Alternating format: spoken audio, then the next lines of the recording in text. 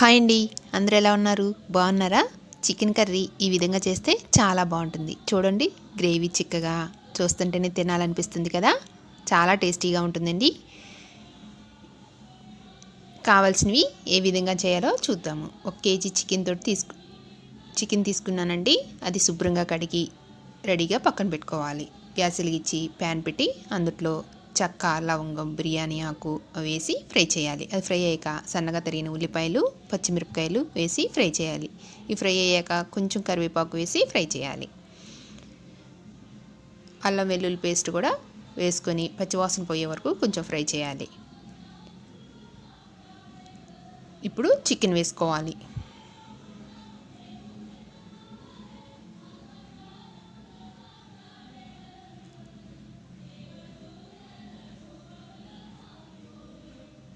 బాగా కలపాలి. అంతా మసాలా అంతా పట్టేటట్టు, అల్లం వెల్లుల్లి పేస్ట్ పట్టేటట్టు బాగా కలపాలి. ఎగ్స్ తీసి పక్కన పెట్టుకోవాలండి, లేకపోతే ఇప్పుడు చితుకుతాయి కలుపుతుంటే. కలిపాక పైన పెడితే మంచిగా ఉడుకుతాయి, గట్టి పడతాయి.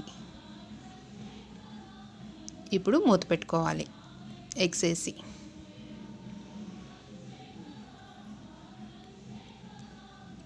ఈ ప్యాన్లో తిప్పడానికి ఇబ్బంది అవుతుందండి, వేరే బౌల్ వేస్తున్నాను, ఏమనుకోమాకండి. కొంచెం పెద్దగా ఉంటేనే మంచిగా ఫ్రై అవుతుంది, టేస్టీగా ఉంటుంది కూర, మంచిగా ఉడికి.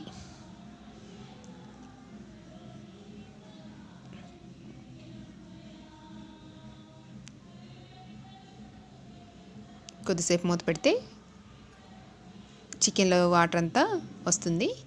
ఇప్పుడు బాగా కలిపి కొంచెం ఉప్పు, కొంచెం పసుపు వేసుకోవాలి.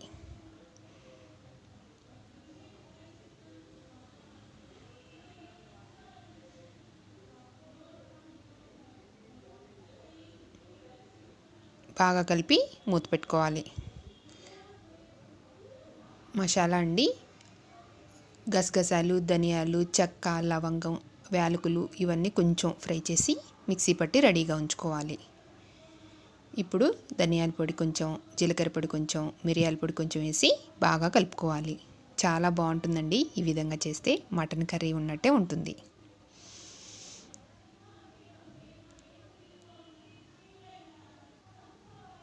వాటర్ అంతా ఇనికి ఆయిల్ కనిపించే వరకు మంచిగా ఫ్రై చేయాలి. ఆయిల్ కనిపించాక కూడా ఆయిల్లో కొంచెం ఫ్రై చేస్తేనే నీసు వాసన అనేది ఉండదు.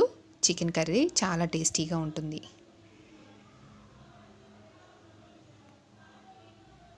ఇప్పుడు కారం వేసుకోవాలి. కొంచెం కారం ఎక్కువే పడుతుందండి నాన్ వెజ్లోకి.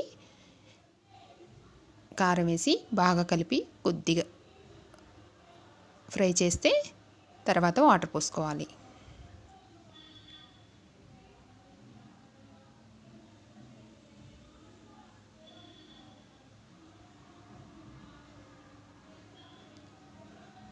ముక్క మునగా వాటర్ పోసుకోవాలండి.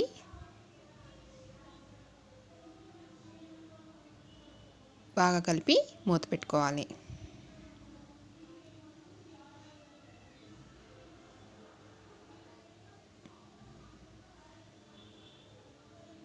వాటర్ కొంచెం ఇనికాయి కదా.